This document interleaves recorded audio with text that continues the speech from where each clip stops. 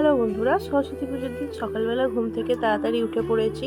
আজকের দিনে যেহেতু একটু হলুদ মাখতে হয়, তো আমি হলুদটা নিয়ে বসে পড়েছি বাটতে। দেখো, হলুদ প্রায় বাটা আমার কমপ্লিট হয়ে গেছে।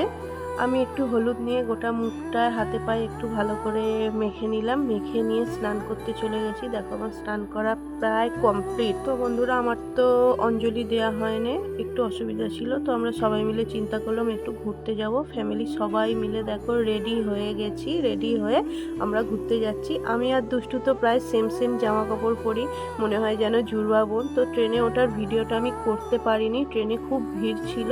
তো দেখো, আমরা ট্রেন থেকে নেমে টোটোয় করে যাচ্ছি বলতে গেলে মাসির বাড়ি।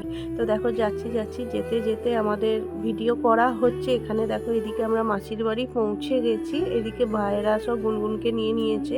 মাসির বাড়ি যাওয়ার কারণ হচ্ছে মাসির খুব শরীর খারাপ, ওই জন্য মাসিকে দেখতে গেছিলাম। তো এদিকে দেখো, লাঞ্চ করতে বসে গেছি। খিচুড়ি, আলু ভাজা আর বেগুন ভাজা, আলুর দম। তো আমরা লাঞ্চ করে উঠে কি করব, তো কুল কিনতে চলে গেলাম। সরস্বতী পুজো কেটে গেছে, এবার তো কুল খেতেই হবে। এদিকে 500 গ্রাম কুল কিনে নিয়েছি। তো বাড়ির ছাদে এসে দেখো সবাই মিলে রোদে বসে আছি, আড্ডা মারছি আর কুল খাচ্ছি। ভাই তো বলাই দিদিভাই আমার একদম ভিডিও নেবে না। তো এইদিকে দেখো, ভাই গাছে ফুলগুলো কি সুন্দর হয়েছে, আমার তো খুবই ভালো লাগে। তো এইদিকে আবার পাপড়ি চাট খেতে চলে এলাম। ভিডিওটা কেমন লাগলো